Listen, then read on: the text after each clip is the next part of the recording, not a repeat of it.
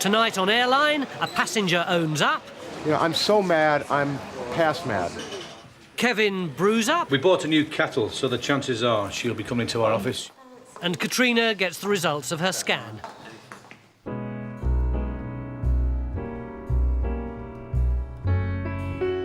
Come fly with me, let's fly away.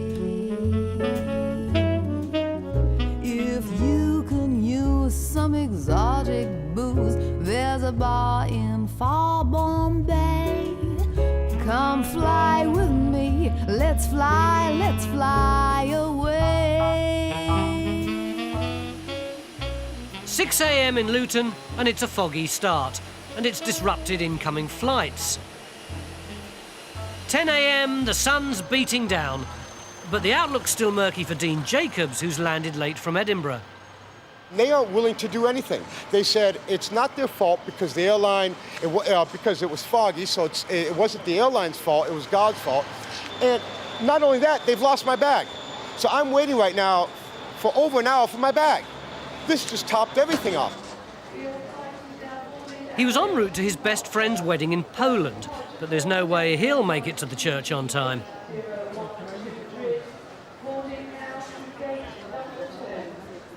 Have you found my suitcase yet? It's a green case. Like I said, it's similar to the red bag over there, but it's green. And the wedding gift is inside.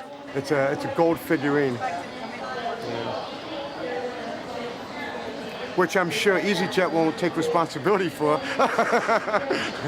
Wait till I call them and tell them they've lost my bag. Oh, they're going to love me by the end of the day. There has to be a funny side of this, hasn't there? I haven't seen it yet, but I'm sure there is. I am going to take it much higher than this because I am really, I'm so mad, I'm past mad. You know, when you're just so mad, you can't be mad anymore. You just have to laugh and get a drink. It's still a little bit too early to drink.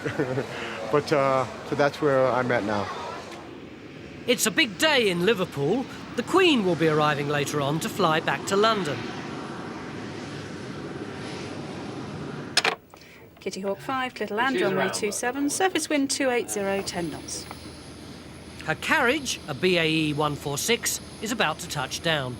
We've worked the Duke of Edinburgh and Prince Andrew and Prince Charles, but not the Queen. But yeah, it's a special day for Liverpool. Convinced she'll pop in for a chat, dispatcher Kevin Reardon is busy giving the humble easyJet HQ a lick of paint. Roll, paint, paint, roll.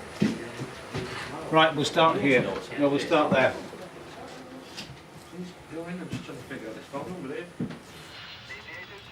Golf Zulu Whiskey, contact approach 119. Kevin, of course, has a plan. I'll be nosing about. I'll try and find out what's going on. I'll go and meet her.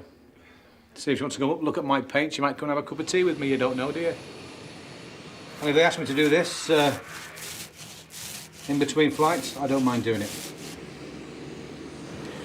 We bought a new kettle, so the chances are she'll be coming to our office. She might come and have a cup of tea with us, possibly.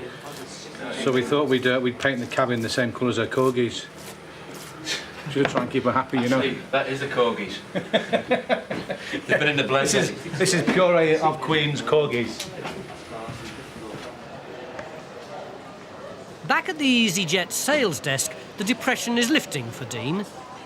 My bag is still in Edinburgh, according to them. At least they think it is.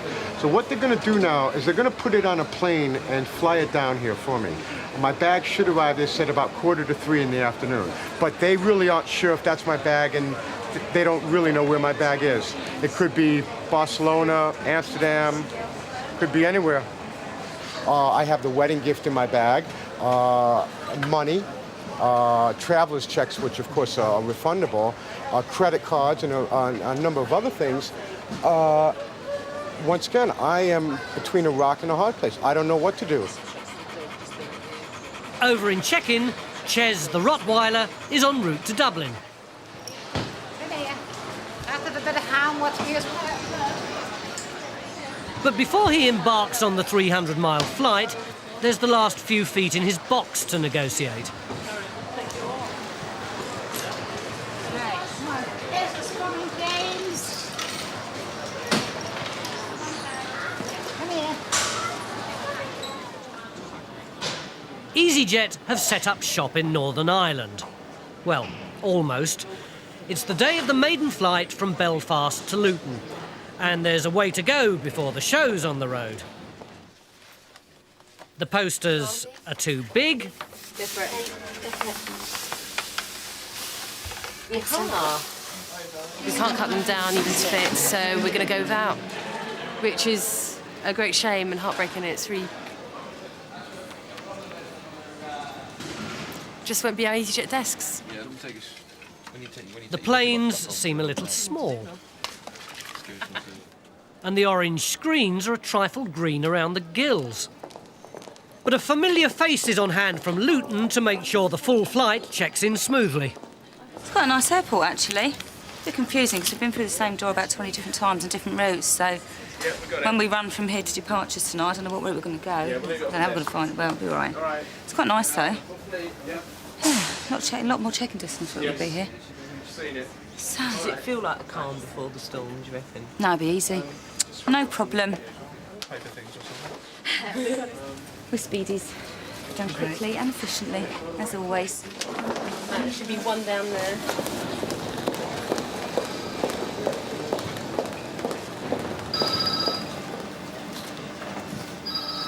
2 hours before takeoff, and the pressure's already showing.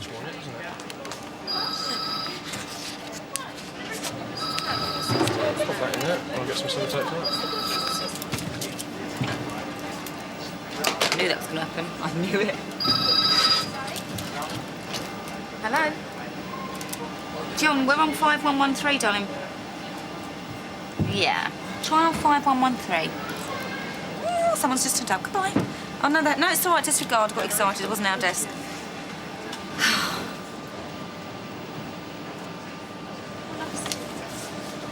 All Jane needs now is some passengers. It's quiet. I'm not used to this, am I? I'm not used to this at all. I don't know what to do with my hands. I haven't got my clipboard and my radio. Back at Luton, and it's mission accomplished with 6 stone chairs, thanks to brute strength and a slice of best ham.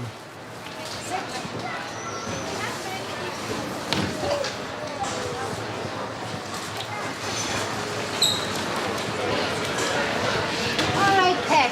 All right. You'll be all right in a minute. Doesn't bark or anything. Isn't he? He's a good boy. Hey? There he's sitting down now. He loves travelling. It's just a pity easyJet don't have them for flying, because I'd go that way all the time with them. It'd be easier journey for me. No, darling. He's a lovable old thing. He's my best friend. But it hasn't always been an easy journey for the 4-legged frequent flyer. The last time I came back from Dublin, I arrived back here and there was no dog on the flight. And the girls here were ever so good, you know, but it was the baggage handlers forgot to put him on the flight. And he was 7.5 hours in the box. So of course then they had to bring him down by van from Stansted.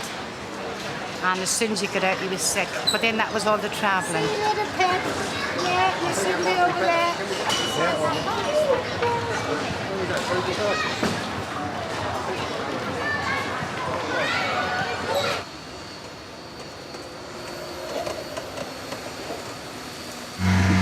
Be back in a bit, Deb. Just going to have a word with the Queen. In Liverpool, Kevin's fallen foul of protocol.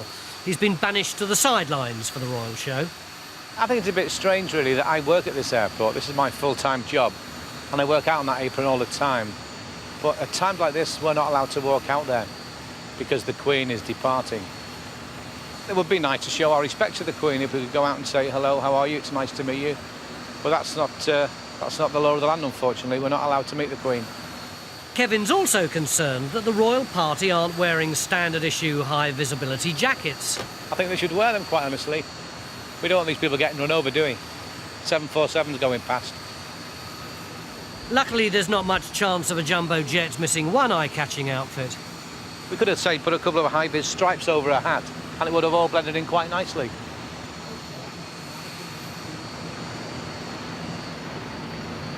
Finally, the very important passenger arrives to catch her flight home.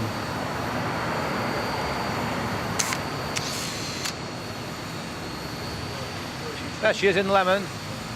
Oh, she looks very smart, no doubt about it. I bet she didn't get that outfit from Ethel Austin. Sadly, neither Kevin's kettle nor his brushstrokes get the royal seal of approval. We didn't get a wave, did we? I thought she might turn around, but she's obviously not seen me.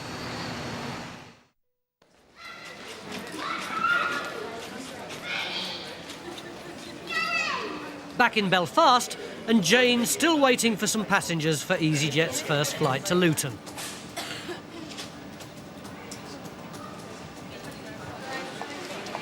Gradually, they begin to drift in. We're going to play hockey in London this weekend. There's 4 of us here who's going to arrive for the first time check-in. Among them are Annandale Hockey Club. And in true passenger tradition, they've got a problem. I just want to get everybody. One player hasn't turned up, and they're hoping to make a late substitution. I've got passenger Graham in here. Have you got your confirmation number for me? Yeah, there's 2 different ones. Right, that one might... Graham, you're not going, you're axed. Your surname is Graham. What's your first name? You're Mickey Graham. Michael. Mr. Graham isn't on here. He is. Go with Galway first. I haven't got a passenger Graham in the system. Stephen Galway. There's Galway there. We'll sort this out. Yeah, if you want to take passenger Graham over to the ticket desk over there. Just change that to Graham. Change the Wilson to Graham. But it's not that simple, even if you happen to be wearing regulation orange. We've got a problem here with your group. Can we change one name here? I'm afraid there's no name changes allowed on these jet flights. It would have to be a purchase of a whole new seat. There are no name changes, I'm afraid. He's in London already. We'll change it. It's a rule that's about to change, but for the team it's still a problem. Hold on. Right, okay. We'll deal with that in a wee second, I suppose. I'll go and see now. We cannot change the name, sir. And all those policies would have been actually read out to you at the time of the booking. So Okay. We can't actually change the name on it. Are there seats on the flight? Yep, I have got seats on the flight, sir. Return, please. I'm returning on what date? Sunday. This Sunday. On the same flight as the rest of us, if possible. Not possible. According to the computer, the flight's chock-a-block. easyJet, it's not that easy. They say the flight's fully booked. Well, yes, it is technically fully booked, but Stephen Wilson's not travelling on that flight, therefore... Which I should actually go over and ask him then what's happened to his seat. Good point. Thank God there's a woman around. I'll actually go and ask him what's happened to his seat. So why couldn't he have Stephen Wilson's seat and booking under Michael Graham's name? Because we paid for it. Yeah, we can pay for it again. Yeah, it doesn't, which you don't mind paying for. No, it doesn't get released back into the system. That's the seat you booked for that person is still there. It's sold. Yeah. Whether you take it or not. Yeah. So it will not actually show as a seat. Yeah, but if we pay, we don't mind. We don't mind paying the money for it, and we all know it's there. Yeah, but on the screen it shows there's no seats. Yes. So how do we go about getting that? How do we go about getting that? You can't, sir. You cannot physically grab that seat. So there will be an empty seat on the plane on the way home. If that person isn't travelling, there should be that one there. You'd have to go to the airport, and then you may get it when you're actually waiting at the airport, and then you should be able to get on it. Yeah. And there's more trouble brewing.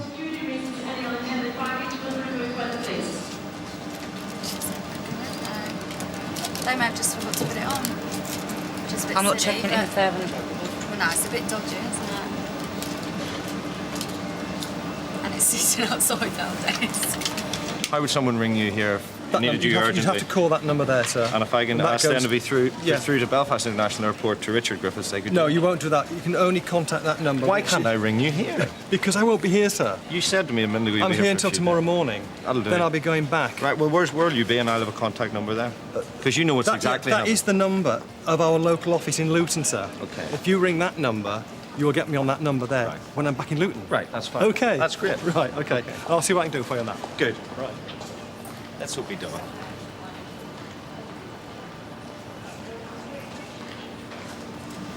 Hi, it's Reed Aviation on check-in desk 31. We've got an unattended bag that's been left at the check-in area. Luton's lost luggage mystery is solved. The bag is found.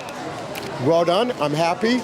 And I'm going to Warsaw tomorrow on British Airways.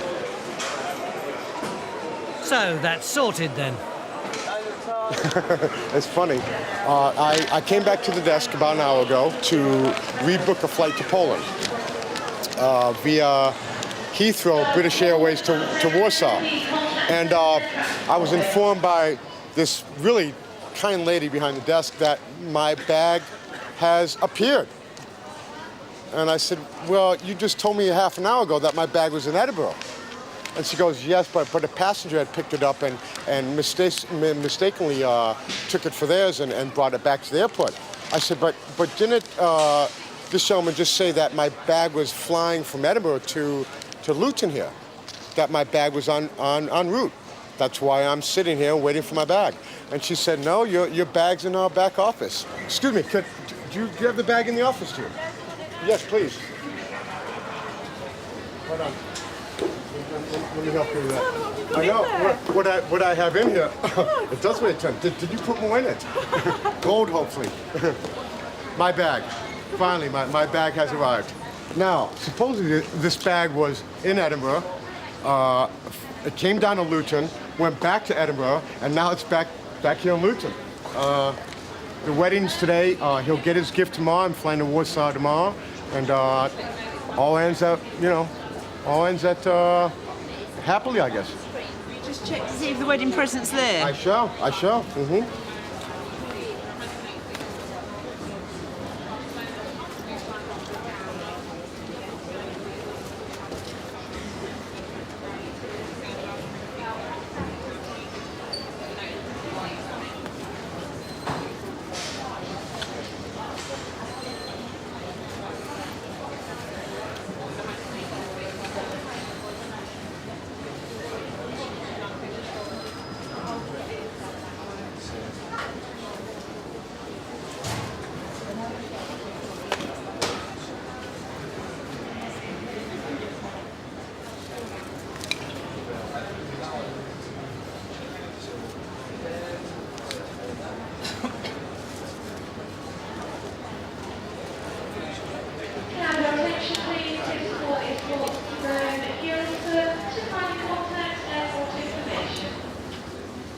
There. It's not there. And I'm missing traveler's checks as well. Traveler's checks as well. This is really tough now.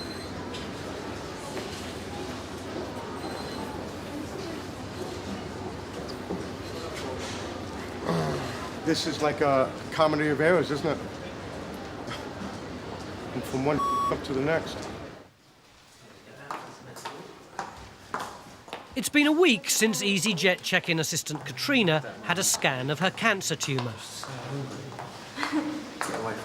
Now back at home, she's received the results. We went to see the consultant, and unfortunately she said the tumour has not shrunk at all. I mean, she showed us the scans. The scans I had were exactly the same as when they scanned me. Well, you're looking at about 2.5 months ago now.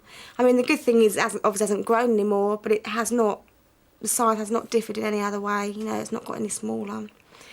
Obviously, it's not news we wanted to hear, but I mean, there's other ways of looking around it. Like they've told us, well, the only option that's open now is to give you an operation. what I've always wanted right from the start, just to get this tumour out.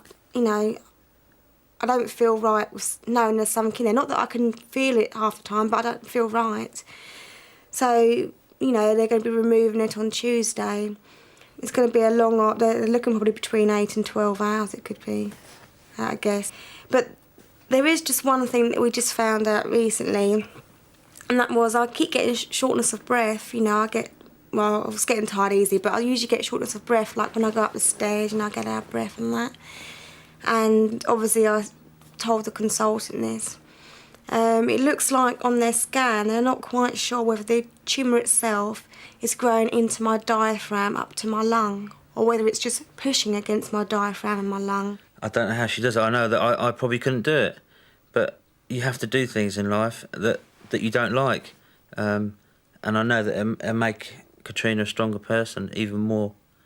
And that's why I married her. Yeah.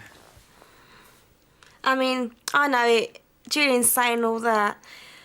I know he's saying he doesn't know how he would cope, but at the end of the day, him, my family, they're all suffering as well. You know, it affects everybody.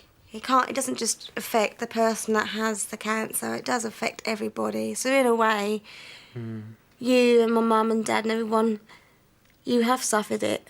You know, you have gone through it, you know, because you all suffered the same. Yeah. With the operation in less than a week, the couple have decided to spend a few days away. Give us a ring, let us know what it's like. Love you. Yeah, we'll do. Ooh, squashy. I'll get one as well, another one. Yeah, not too big a bubble on you. Thank you. Goodbye. Hello, darling. Will you phone me? Enjoy Katrina, yourself. will you phone me when you get there, please? You want a nice lay-in? Yeah. And plenty of food. Get strong for the weekend. Ta-ra, sweetheart. Bye-bye. It's also given her parents, Pauline and Derek, a chance to prepare for a difficult time. Oh, isn't it nice? Oh, Who believes she was that ill? Eh? Oh, it's just Could you ever believe anyone looking never believed she was that ill, would you? Huh? Impossible. In Belfast, the unattended luggage has been claimed by you-know-who. I assumed, because I was sorting out our other problem, that one of the other guys would put my bag on. Wrong assumption. It is funny, isn't it? This is absurd to me on this. Is this shown in Northern Ireland? Oh, no. Even the wedding presents turned up. I was right on top of my bed there. I had packed everything else meticulously, as you saw. I don't know how I left this package, a good-sized package, right in the middle of my bed, but I did. And while repacking the ill-fated bag, the traveller's cheques put in an appearance. From his back pocket. No, I have the traveler's checks here. I guess all well that ends well, right? It could have been better. I'm physically and mentally exhausted. It has been a day which I don't ever want to relive. Ever.